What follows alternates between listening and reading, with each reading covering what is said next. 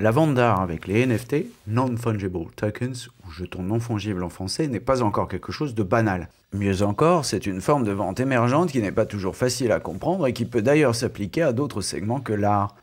J'ai invité Valentin Lefebvre pour parler de ce sujet. Avant de travailler dans l'art digital et les NFT avec sa société La Découverte, il avait créé une start-up où il concevait des applications mobiles de 2013 à 2017. Ce qui lui a permis de se forger un réseau fort utile pour cette nouvelle aventure. Voyons ici avec lui les coulisses d'une vente d'art avec le NFT, non sans donner quelques indications sur les perspectives économiques de cette application technologique de la blockchain. Des interviews, des chiffres, des faits, des études. Pas de blabla, ce sont les podcasts de Visionary Marketing disponibles sur toutes les bonnes chaînes de balado-diffusion.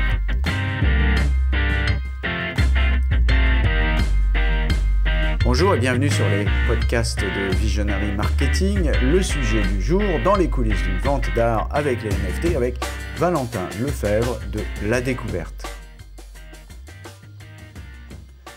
Je dois avouer qu'au départ, je ne comprenais pas grand-chose aux NFT, ou jetons non fongibles, Non-Fungible Tokens. Mais la vente qui a été réalisée par Christie's en mars 2021 a définitivement marqué les esprits. Il fallait faire un effort pour comprendre ce que sont les NFT et pourquoi ils constituent une opportunité pour les artistes et les amateurs d'art. Sur le papier, cela ne semblait pas gagné. Des œuvres digitales, donc duplicables à l'envi, que tout le monde peut télécharger et dont une personne se porte acquéreur au travers d'une enchère. La plupart du temps, enchères réalisées avec des crypto-monnaies, donc virtuelles également, sur des plateformes virtuelles. Il ne manque plus qu'on mette tout ça dans le metaverse et on aura acheté des œuvres virtuelles avec de l'argent virtuel dans un monde virtuel sur une plateforme virtuelle. Dit comme ça, on pourrait croire que je dénigre. Mais force est de constater que le monde dans lequel nous vivons, même celui que vous croyez tout à fait rationnel et figé, est en fait le résultat de conventions. La monnaie elle-même est une convention. On s'en est aperçu d'ailleurs avec les accords de Bretton Woods dont on est sorti 32 ans après, 1976, suite à la décision unilatérale d'États qui ont préféré faire flotter leur monnaie. On a changé de convention plusieurs fois d'ailleurs. Les premiers systèmes monétaires sans contrepartie ont montré certaines failles, comme le système de l'eau 1716-1720. Plus tard, on a adossé la monnaie à des réserves d'or pour en démontrer la solidité. Puis enfin, on a découplé la monnaie qui s'est mise à flotter. Le dollar est devenu progressivement, après la livre sterling, une référence. Selon Michel Vol, il l'est encore. Puis d'autres monnaies de référence se sont imposées plus ou moins bien, comme l'euro par exemple. Puis viennent les crypto-monnaies, dont mon invité reconnaît lui-même que parfois elles servent à des choses pas très claires. Michel Vol nous annonce la venue imminente de crypto-monnaies d'État, elles aussi virtuelles. Bref, l'économie est affaire de conventions. Alors, pourquoi pas les NFT ? Ici donc, je n'ai pas cherché à juger, mais simplement à comprendre et à rentrer dans les coulisses d'une vente d'art par les NFT. Je vous fournis même le résultat de la vente réalisée en octobre 2021 par La Découverte qui vous permettra d'aller vérifier des visus. Il est vrai que le monde de l'art est habitué aux excès.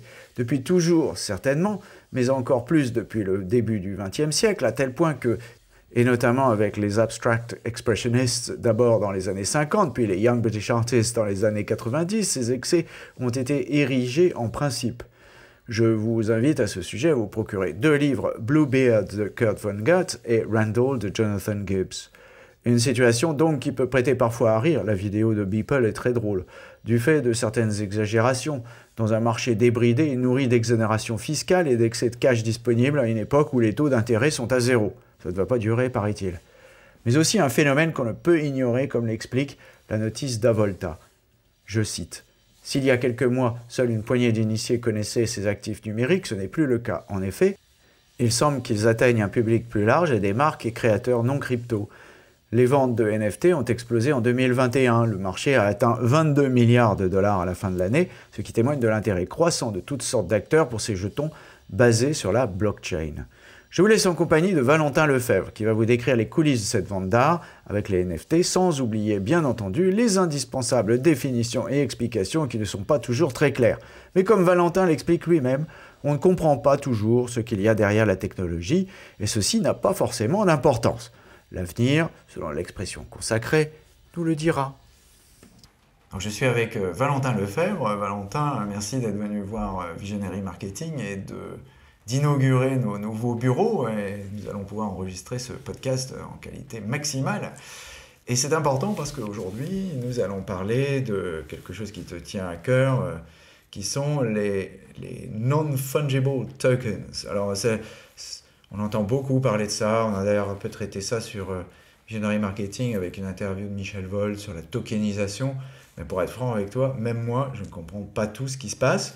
J'ai bien compris qu'il y avait une histoire de jetons, de virtualisation de choses plus ou moins concrètes, comme la monnaie par exemple. Et dans ton cas, c'est même pas que la monnaie, puisque on est plutôt sur des œuvres d'art. Mais bon, voilà, comment ça marche, qu'est-ce que c'est, qu'est-ce que ça n'est pas, est-ce que c'est du vent ou est-ce que c'est pas du vent? Tu vas nous expliquer tout ça pour que nos auditeurs soient au fait de ces NFT. Alors, d'abord, on va te laisser te présenter brièvement. On ne peut pas pouvoir le cacher étant donné le nom, puisque nos auditeurs connaissent bien ton père Alain Lefebvre, donc tu es le fils de ton père bien sûr, mais tu as aussi une vie et tu as créé des startups. Vas-y, qu'est-ce que tu as fait de beau Écoute, merci pour l'introduction, merci pour l'invitation. C'est un plaisir d'être ici aujourd'hui pour parler de ces sujets que tu as bien évoqués. Effectivement, avant d'être dans l'art digital via les NFT actuellement, j'ai été dans les startups, dans les applications mobiles de 2013 à 2017 à peu près. Donc j'avais créé mes propres applications mobiles. J'étais pas codeur, développeur, mais j'étais designer et j'ai travaillé avec des développeurs en remote, en freelance, avec une petite équipe aussi. Et donc j'ai monté des applications de rencontres pour moi d'abord. Et puis ensuite j'ai essayé de la diffuser pour que d'autres gens les utilisent. Et c'était une super expérience, j'ai beaucoup appris. Et ensuite j'ai fait aussi du consulting pour d'autres startups françaises. C'était une expérience très très riche. Et aujourd'hui en fait c'est drôle parce que je retrouve des gens de la communauté des startups à Paris notamment, qui sont maintenant dans la communauté des NFT, parce que NFT, donc c'est beaucoup dans la communauté des crypto-monnaies, et donc c'est très tech, et donc la communauté tech, finalement, a plein de branches, et là, je retrouve, donc je vois des visages que j'ai vus il y a 10 ans, en 2012, quand j'ai commencé à m'intéresser à tout ça. Donc, pour parler des NFT, le sujet d'aujourd'hui, on va dire NFT tout le temps, au lieu de non-fungible tokens. En français, c'est des jetons non fongibles. Oui. Donc concrètement, fongible, il y a des gens qui ne savent pas ce que ça veut dire. C'est non échangeable. Non échangeable. Parce qu'ils sont uniques. Donc je vais prendre un exemple qui parle souvent, c'est une page Wikipédia. Une page Wikipédia, elle est non fongible, dans le sens où ta page Wikipédia Yann, on ne peut pas l'échanger contre ma page Wikipédia Valentin. Oui. Parce que c'est ta page à toi, donc elle est propre à l'identité et la création du thème, enfin, du titre. Et donc, on peut l'acheter ou l'échanger, mais elle ne peut pas être remplacée. Voilà. Donc, une page Wikipédia peut être un NFT. Bon, il se trouve que ce n'est pas à vendre. Mais aujourd'hui, il y a d'autres choses, d'autres jetons, d'autres fichiers, d'autres produits qui sont à vendre et à échanger. Notamment dans l'art. On va expliquer un petit peu. Donc, des jetons non fongibles. La valeur, c'est que c'est unique. Et que on peut vérifier ça. Donc si on reste sur l'exemple d'une page Wikipédia, quand on crée une page Wikipédia, ça crée un historique. Voilà, donc telle date, telle heure, telle personne a créé tel contenu.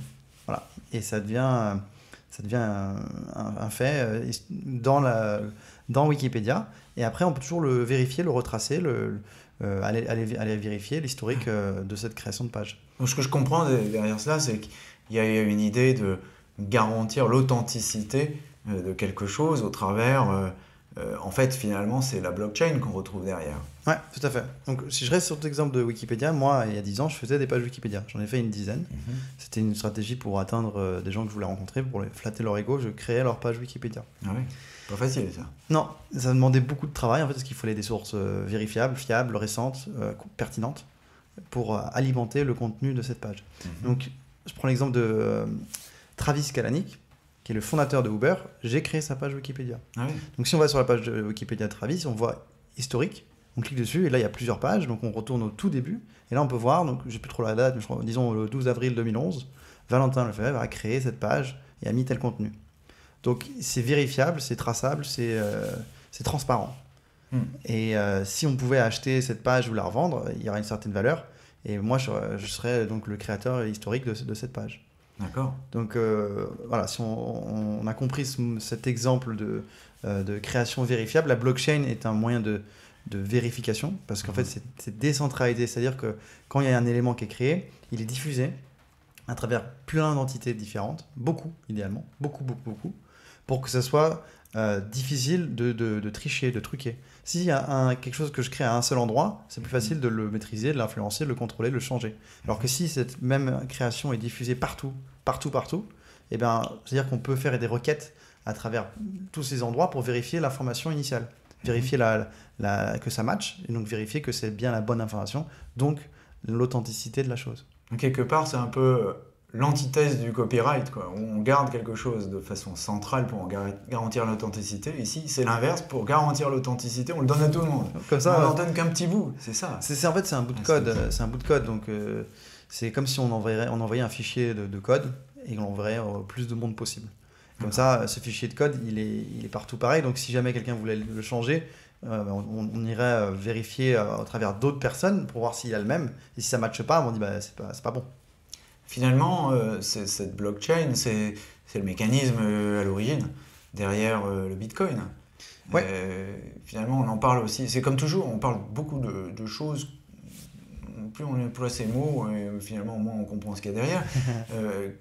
D'où ça vient? Qu'est-ce que c'est? Ok, bon, ça vient du Bitcoin, mais en fait, je suppose que c'est une technologie qui vit sa vie aussi.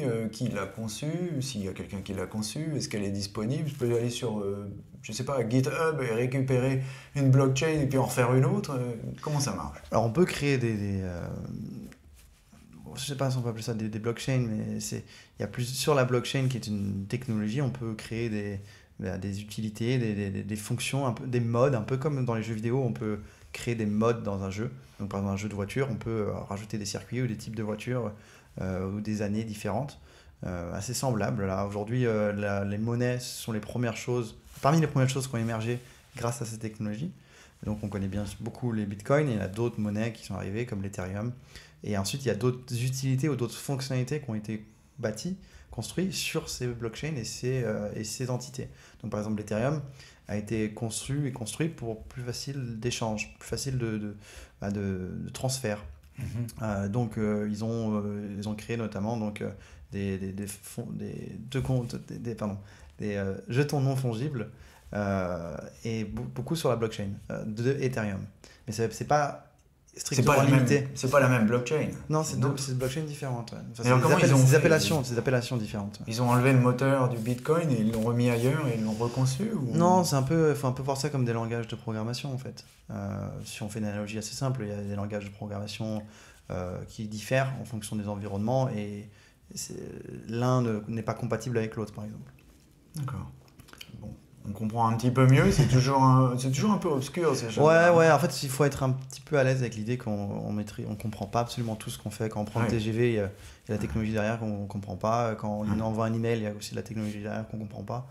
Ce qui compte, c'est qu'on puisse saisir l'utilité qui nous sert à nous, qu'on y trouve son compte dans l'utilisation et que ça soit pas trop obscur dans la démarche. Quand il s'agit d'argent ou quand il s'agit de propriété de données. Si on comprend que ça va là ou qu'on peut récupérer là et que ça nous appartient et que jusqu'à là tout va bien. Ouais. Il y a eu quand même des gros scandales. Il y en a eu un récemment là, avec une société qui s'appelle Airnext en France et qui vendait du vent justement. D'où le nom. Hein.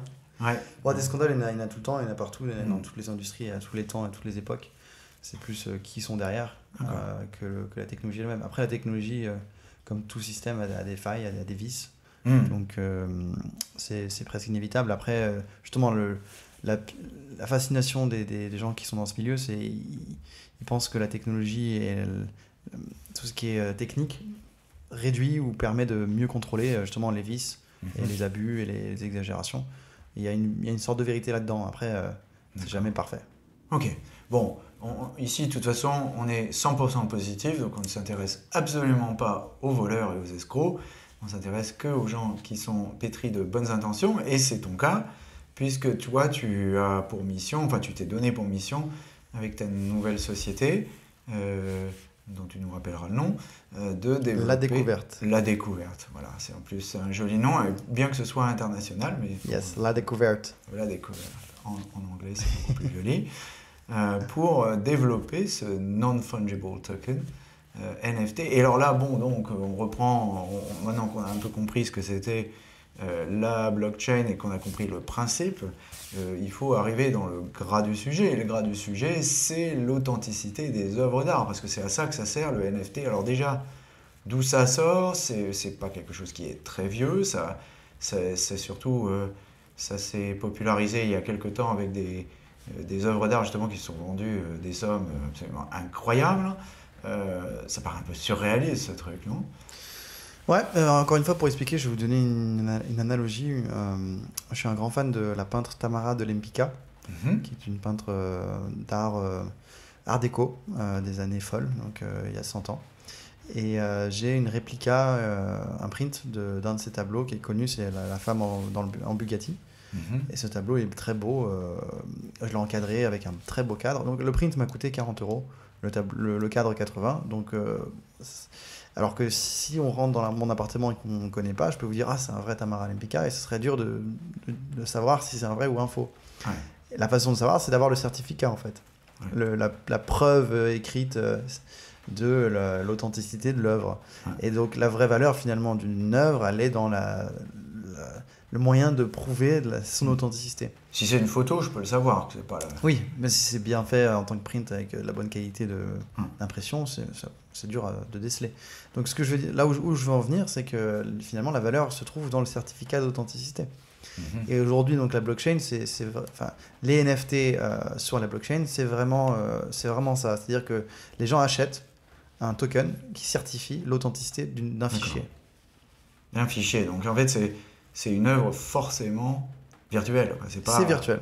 Ouais, on ne peut pas faire ça avec un tableau de Magritte. Je ne peux pas acheter un non-fungible token. Ça pointe sur un fichier, donc le fichier est dans le domaine du digital, du virtuel. Oui. Mais je pourrais avoir un certificat d'authenticité qui soit virtualisé. Oui, exactement.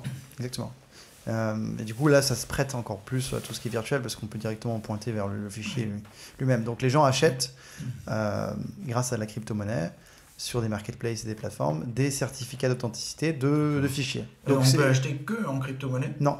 Alors moi justement, il y a des plateformes qui permettent d'acheter avec des cartes de crédit, donc des monnaies fiat. Et c'est effectivement la plateforme qu'on a choisie, qui s'appelle Makerspace, makerspace.com, qui permet aux gens sur le site de payer avec une carte de crédit. D'accord. Mais c'est plutôt rare, c'est plutôt l'exception. La plupart en fait sont un peu maximalistes, ils sont à fond en crypto, et donc ils disent vous payez avec les cryptos. D'accord, donc en fait on achète quelque chose de virtuel avec de l'argent virtuel. Exactement, dans des plateformes virtuelles. D'accord, oui. Plus que ce soit des robots qui les achètent, ça sera parfaitement virtuel. Et ensuite après, on peut les afficher dans des mondes virtuels, donc ça c'est le mot clé, ça s'appelle la métaverse. Les métaverses. Le fameux métaverse de M. Zuckerberg, enfin celui-là n'existe pas. C'est pas à lui, hein, c'est comme la blockchain, ça n'appartient pas à une personne, c'est une technologie. La métaverse, c'est une appellation pour dire le monde virtuel. Donc, c'est comme Second Life. Quoi. Comme Second Life, comme Sims, comme Roblox, comme Minecraft, il y a plein d'exemples, et chacun de ces exemples sont un métaverse en soi. Donc le métaverse, c'est une appellation qui dit les mondes virtuels. Donc on devrait dire les métaverses en fait. Oui, les métaverses. Oui. Et donc chacun peut créer son métaverse. Pour Zuckerberg, c'est le métaverse. C'est son métaverse. Lui, il ne veut que le sien. Voilà, il veut centraliser dans une idée de décentralisation, ce qui est un peu paradoxal. Mais... Oui, mais ça, c'est un paradoxe assez courant chez Facebook. Ils ont ce même problème avec la modération et avec le résultat qu'on sait. Donc, ok, mais ça, on va oublier parce que de toute façon, donc revenons au NFT. L'idée, c'est de créer donc des œuvres digitales, des œuvres d'art digitales, et de les vendre donc en ligne sur des marketplaces qui utilisent la blockchain et la crypto-monnaie pour pouvoir acheter ces certificats d'authenticité digitale qui disent voilà, cette œuvre appartient à telle personne. Et c'est inscrit dans la blockchain. Et donc, c'est vérifiable, c'est traçable, c'est public, c'est facilement checkable. Et c'est ce qui permet en fait cette valeur en fait à la chose. Parce que si on revient dans mon appartement avec mon tableau, comment tu peux vérifier que ça m'appartient? Il faudrait que je te montre le document. Oui. Donc c'est quand même un peu opaque. Il faudrait que je connaisse quelqu'un qui est dans ce milieu, qui certifie les œuvres. Il faut payer quelqu'un qui vienne, etc. C'est un peu complexe. Et il y a déjà eu des cas d'ailleurs de fraude aussi, avec des experts qui faisaient de fausses expertises et qui dans un sens ou dans un autre d'ailleurs. À partir du moment où c'est un humain, on peut l'acheter, entre guillemets. Donc il y a un peu ce fantasme dans des gens de la technologie, ils disent on peut pas acheter une technologie, on peut pas, on peut pas corrompre une technologie. En fait, la technologie enregistre, vérifie, et c'est public, c'est traçable, c'est vérifiable. Et donc dans ce sens-là, c'est plus attrayant. On se dit c'est plus largement accessible aussi, c'est plus facilement enclenchable. Alors revenons à la question précédente. Ça vient d'où et qu'est-ce qui a démarré ce truc-là et qui a inauguré ces NFT? Alors, NFT, ça remonte à loin. Je n'ai pas les dates exactes, mais ça fait plusieurs années. Après, ça s'est démocratisé, ça s'est un peu plus diffusé depuis, on va dire, 2 ans. Les premiers, si je ne me trompe pas, c'était les CryptoKitties qui ont été connus. En fait, c'est des algorithmes qui ont créé des différentes déclinaisons d'un dessin d'un petit chat avec des changements à chaque fois, donc sur la couleur, sur les formes, sur les déguisements sur le chat, et ça crée plein de petites images comme des avatars qui sont différents mais avec le même modèle. Et donc les gens collectionnaient ça un peu comme un jeu, et ensuite ils pouvaient se les échanger, ils pouvaient avoir leur collection avec des traits d'images similaires. Et donc ça a commencé comme ça, les gens ont collectionné ça en achetant ces images, et du coup c'était un peu traité comme un jeu. Après, il y a eu les CryptoPunks, c'est la même idée, c'est que ce soit des petits chats, c'est des têtes de punk pixelisées.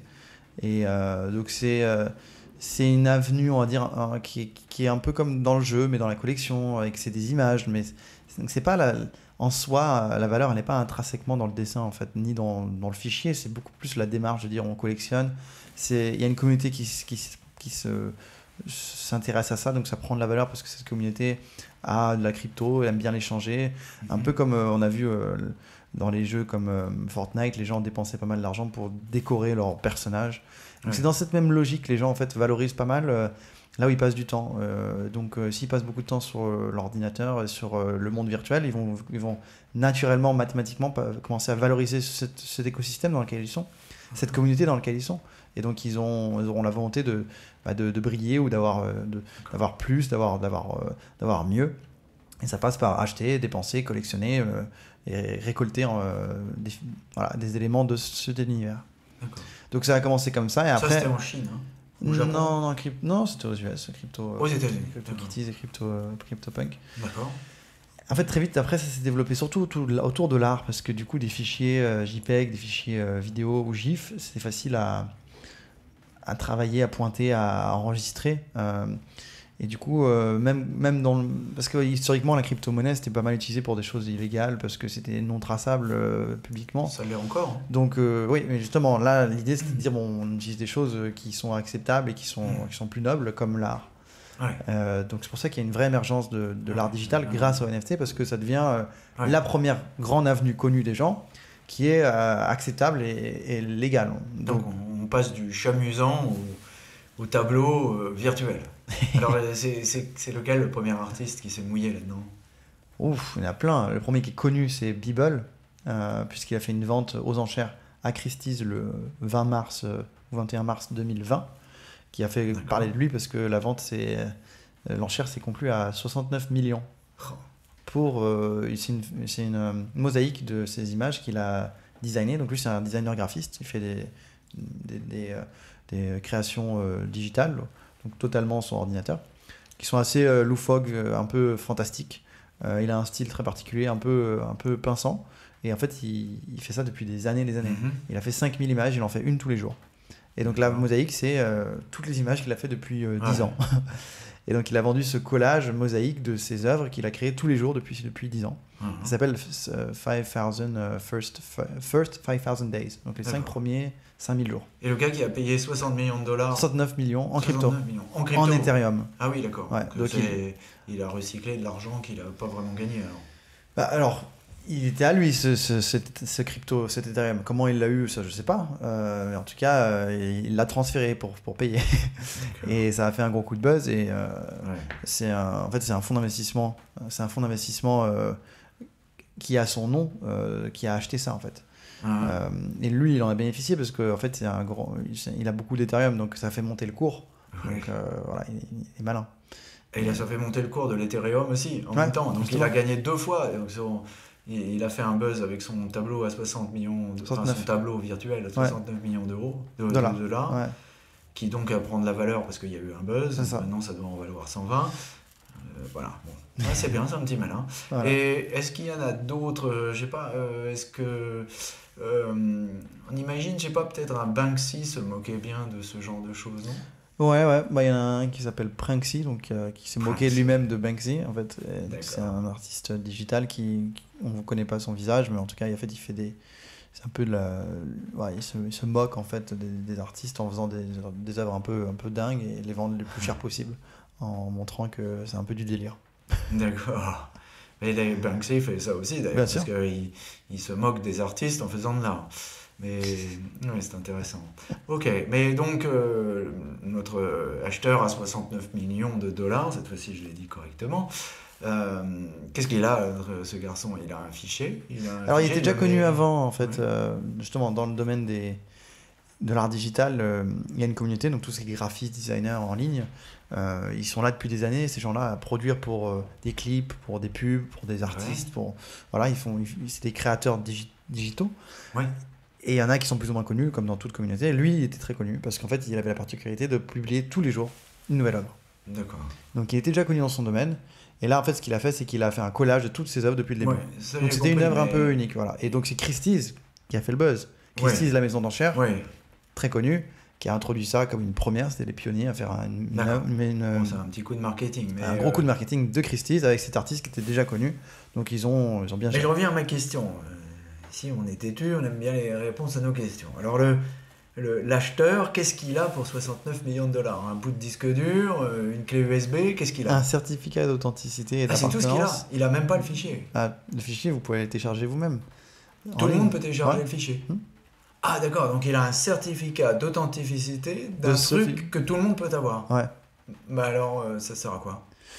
Bon, l'exemple que souvent les gens prennent, c'est de dire tu vas au Louvre, tu prends une photo de la Joconde, t'as une photo de la Joconde, tu as la Joconde. Ah non, pas vraiment. La Joconde, elle t'appartient pas. C'est pas parce que tu as une photo de la Joconde que tu as la Joconde. J'entends bien, mais je suppose que celui qui possède la Joconde, en l'occurrence le musée du Louvre, il a quand même l'original quelque part, et en l'occurrence dans une salle. Celui qui a le NFT, il a juste le NFT ou il a aussi le NFT, et le fichier? Le NFT, c'est le certificat d'authenticité. Le NFT, c'est un non-fungible token, donc c'est un jeton, c'est un code qui certifie avec des données et qui sont non fongibles, que je ne peux pas échanger contre un autre code en fait. Donc ce code dit voilà, tel jour, telle heure, tel créateur a vendu cette œuvre à telle personne. Donc aujourd'hui, cette œuvre appartient à telle personne. Donc même si vous la téléchargez, en fait, elle appartient à cette personne. Ouais. Voilà, mais ça ne change rien parce que je peux quand même la télécharger. Ouais. Donc finalement, c'est pas très grave, quoi. Non. Je ne risque rien. Ouais. Le seul truc, c'est que... Je ne peux pas l'exploiter commercialement. Voilà. Je ne peux pas l'imprimer, le vendre, en faire des... Voilà, donc en fait, je peux rien en faire. Je ne peux pas le mettre dans un musée, par exemple, pour qu'il y ait des gens qui viennent voir mon œuvre qui correspond à mon NFT, puisque tout ce que j'ai, c'est un NFT. Alors si, justement, l'acheteur, lui, il peut... le propriétaire du certificat, du fichier, lui, il peut justement l'afficher, le montrer, parce que c'est à lui. Justement, lui, ce qu'il va faire, c'est qu'il va créer une galerie virtuelle, comme un musée virtuel, et il va faire payer les gens pour venir voir ses œuvres qu'il a achetées. Ah oui, ses œuvres, parce qu'il y a 5000 machins qui vont décoller. Voilà, mais il en a acheté d'autres aussi, parce que quand on a les moyens de s'acheter une œuvre à ce prix-là, on peut en acheter d'autres. Mais quand tu dis une galerie virtuelle, c'est encore un truc sur Internet ou c'est... D'accord, c'est pas un musée en fait, il ne va pas construire... C'est un musée en ligne. Un musée en ligne, d'accord. Ok, et il y a des gens qui vont aller payer pour aller voir le musée en ligne. Si on en a parlé chez Christie's, peut-être. Ok, d'accord. Ok, bon, on comprend un peu mieux ce que c'est un NFT, ou est-ce que ça n'est pas. Ça soulève quelques interrogations. Plein. Oui. Plein, ouais. Ma femme qui adore posséder les choses, elle serait complètement terrorisée. Et déjà, elle n'arrive pas à comprendre qu'on puisse dématérialiser la musique qu'on a achetée. Alors donc... Ça pose problème quand même, non? Ouais, enfin, ça pose plein d'interrogations et ça peut être excitant comme ça peut être effrayant. Ouais, et surtout pour l'artiste lui-même, c'est une autre façon de travailler, c'est une sorte d'artiste du Creative Commons en fait. Pas vraiment, c'est une autre façon de diffuser, c'est une façon d'être visible, c'est une façon de vendre. Ouais. Pour l'anecdote, nous justement on a vendu le NFT. Voilà. Il y a 2 semaines.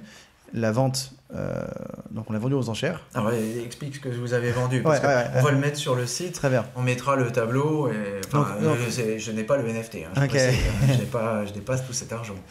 Donc, moi, j'ai eu un coup de cœur sur un tableau que j'ai découvert dans une galerie, donc une peinture sur toile. J'ai découvert dans une galerie à Paris. Et donc, j'ai contacté l'artiste et je lui ai dit, voilà, l'idée, c'est de transformer ça en une animation digitale. Donc, j'ai acheté les droits pour pouvoir faire ça. Ça, c'est créer une animation à partir d'un tableau, d'une image. Donc, l'animation, c'est du mouvement, c'est une vidéo, et on a rajouté de la musique. Donc, finalement, ça devient une œuvre composite, une nouvelle œuvre. Et cette nouvelle œuvre, qui est différente du tableau original, qui est une œuvre en soi, eh bien, on l'a vendue en ligne, sur une marketplace, en NFT, avec de la crypto. D'accord. Et on l'a vendu plus cher que le tableau original. Plus cher que le tableau original. Qui a été vendu en galerie à Paris. Et qui a été vendu 8 900 €. 8 900 €, c'est déjà pas mal. Pour un tableau. Et nous, on l'a vendu 12 000 $ pour un NFT. D'accord. 12 000 $, ça fait un petit peu plus. Ok, d'accord. Ouais, un petit peu plus. C'était 3,4 Ether. Donc, à ce jour-là, ça valait 12 213 $. Ok. Donc, si on dirait ça à nos lecteurs, hein, si vous avez des Ethereum en trop, n'hésitez pas. En plus, c'est pas très. On a l'impression de ne pas dépenser beaucoup d'argent. Oui, 3,4. 3,4, voilà. C'est bien. C'est un bon début. Voilà une monnaie efficace. Puis alors, en plus que maintenant pointe le spectre de l'inflation, il est temps d'aller placer son argent dans les Ethereum. L'artiste qui avait dessiné ou qui avait peint ce tableau, c'était qui? Esther Barend. Esther Barend. C'est une femme néerlandaise qui est basée en Espagne, qui est peintre depuis toujours et qui fait des œuvres absolument sublimes. Là, c'est un portrait d'une femme, très visuel, très coloré, très dynamique, avec beaucoup de couleurs dans les cheveux. Il y a un côté un peu fantastique, mais très réaliste dans le visage. Et moi, quand j'ai vu ce tableau, je tombais amoureux immédiatement et je l'ai vu bouger, je l'ai vu en mouvement, je l'ai imaginé flotter. Et donc, j'ai simplement poussé cette imagination jusqu'à la réalisation. Et c'est toi qui as réalisé cette je travaille avec des designers, motion designers. Donc des designers de mouvement qui apportent la vie dans l'image. Un peu comme un sculpteur qui donne sa sculpture en plâtre à un fondeur, en fait, c'est un peu ça. Ouais, j'aime bien l'analogie. Ouais. D'accord. Si on pousse un peu le truc, en fait, nous, on n'est pas des artistes, on est plus comme des DJ. Est-ce que le DJ, c'est un musicien? C'est une bonne question. C'est une question qui tourne depuis longtemps. C'est un créateur. Voilà, il prend de la matière première, une musique. Là, notre matière première, c'est une peinture. Mais on prend aussi la musique. Hein. On prend les matières premières qui sont la peinture, la musique, et on les mélange ensemble avec du mouvement, de l'animation. Ouais. Et du coup, ça devient une œuvre composite, une nouvelle œuvre, un nouveau rendu. Et ce nouveau rendu, c'est ce qu'on vend. D'accord. Intéressant. Et alors donc, comment ça s'est passé ta vente aux enchères? Eh bien, c'était une première pour nous, c'était tout à fait excitant et tout à fait incertain aussi. C'était une enchère qui a duré 48 heures, qui a commencé lundi soir et qui a terminé mercredi soir. C'était en ligne sur une URL de la marketplace Maker's Place et ça a commencé en fait de façon un peu rocambolesque parce que la marketplace nous a demandé de la créer 3 jours avant pour être sûr que ce soit bien fait. Et au moment où ça a été créé, donc la marketplace est basée à San Francisco, donc les échanges sont un peu décalés. Ouais, décalés. Donc ils m'ont pressé pour que je le crée jeudi dans la nuit pour que vendredi matin ce soit prêt. Et ensuite, une fois que c'était créé, je leur ai dit bon, comment on fait maintenant pour mettre en place l'enchère? On voulait que ça commence nous le lundi soir, que ça dure 48 heures. Et on voulait mettre un prix de départ plutôt élevé, autour de 1 000 ou 3 000 $. Et au moment où j'ai créé le NFT, après, ils m'ont plus répondu parce qu'ils étaient en train de dormir. Et là, il y a des petits malins qui sont pointés sur la page et ont commencé à enchérir. Parce qu'en fait, la création était live, c'était fait, donc c'était ouvert. Et donc, ils ont commencé à enchérir, donc à 200, 300 $. Et donc, à partir de ce moment-là, c'était plié parce qu'on peut pas, une fois que ça commence, on peut pas dire attends, on recommence, on remet les prix à zéro, on refixe un prix, etc. Et donc, je me suis senti un petit peu frustré parce que dès le départ je perdais le contrôle et il n'y avait pas d'heure début, c'était genre c'est open et puis c'est open, ça commence à 0, donc c'était un peu frustrant parce que du coup le week-end ils m'ont répondu en disant bah oui mais ça a commencé, c'est trop tard. Et donc je dis ouais mais il faut moins fixer un début à une fin parce que c'est un enchère limité dans le temps. Il dit oui bah fixer la fin, et en fait à partir du moment où j'ai fixé la fin ça a commencé le compte à rebours. Parce que moi je voulais que ce soit que 2 jours Et là, en fait, ça a commencé dès le week-end en mode. Et le compte à rebours, on allait sur le site, c'était live. Et du coup, c'était un petit peu bizarre parce que j'ai annoncé à mon réseau, à ma communauté que j'avais commencé à créer, dire on va commencer l'enchère. Mais si vous alliez sur le lien, il était déjà commencé en fait. Et alors, les gens qui ont surenchéri dans cette enchère sont essentiellement des entrepreneurs en fait. Parce que pour des gens qui ont des Ethereum, c'est rare de les rencontrer. C'est des gens de la communauté. Ouais, hein. voilà, c'est pas monsieur tout le monde, c'est-à-dire que c'est des gens qui sont dans ce milieu, qui sont dans ce monde-là, qui ont déjà. Voilà, en fait, c'est des gens qui sont déjà actifs, on va dire même là-dedans, parce qu'on peut pas se pointer, acheter l'Ethereum, le transférer, ensuite aller sur la marketplace. C'est plutôt long en fait. C'est comme acheter la monnaie d'une autre nationalité et puis en acheter un bon nombre, parce que du coup là on est monté à 12 000, c'est quand même une somme. Donc le temps de les acheter, les transférer, etc. C'est l'offre et la demande, et si on est complètement novice, c'est un petit peu, voilà, c'est quand même un gros saut pour un départ. Donc c'est les gens qui ont enchéri. Il y en a plusieurs, il y en a qui sont même anonymes, parce que sur la plateforme, on peut enchérir de façon anonyme. On peut enchérir en carte de crédit, donc en dollars, ou enchérir en crypto, en Ethereum.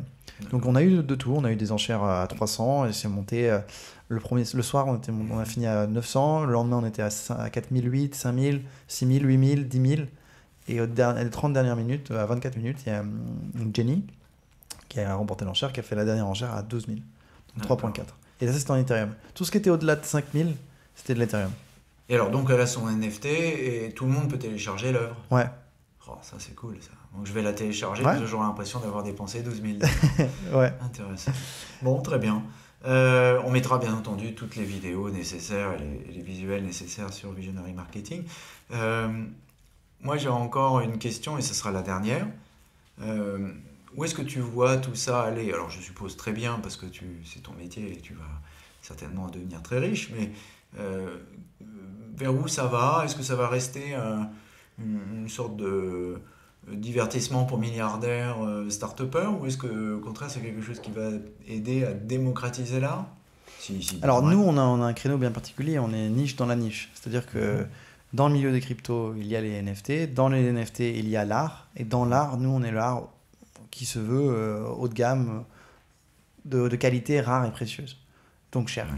Donc on est vraiment dans une niche. Donc moi je vais parler de là où on est et là ce que je connais. Je pense que ça va bien se développer, mais que ça restera niche. C'est-à-dire que c'est des gens qui ont beaucoup d'argent, qui veulent se faire plaisir et qui ont cette démarche de collectionneur. C'est-à-dire que Jenny, elle l'a acheté, elle n'a pas revendu 30 minutes après en faisant un x4. C'est pas de la spéculation.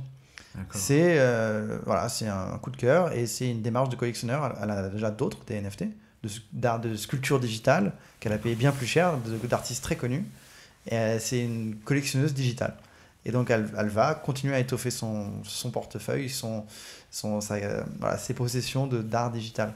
Et il y en a d'autres dès qu'on se profile, il y en aura des nouveaux qui vont avoir ce profil, et donc il y aura un créneau, un segment du marché des NFT qui seront très artistiques et qui plus est seront du coup nous on a une marque française, on est dans l'art sophistiqué, dans des œuvres très belles, très très haute qualité, rares, on n'en fait pas beaucoup et elles sont chères, précieuses, en édition unique, voilà. Donc on est sur un segment, un positionnement très niche, très particulier, et donc on veut, je pense qu'il y a un bel avenir là-dedans. Ça va être plutôt ça va pas être explosif, et tant mieux, parce que ça permet du coup d'être plus long, inscrit dans la durée, plus pérenne. D'accord. Bon, merci Valentin. Prochaine fois que je ferai une aquarelle, je penserai à toi pour la vendre en NFT, parce que je serai beaucoup plus riche. Eh bien, bonne chance à la découverte. Merci beaucoup, c'était un plaisir. Des interviews, des chiffres, des faits, des études, pas de blabla. Ce sont les podcasts de Visionary Marketing, disponibles sur toutes les bonnes chaînes de balado-diffusion. Surtout, n'oubliez pas de mettre une bonne note à ce podcast si vous l'avez apprécié.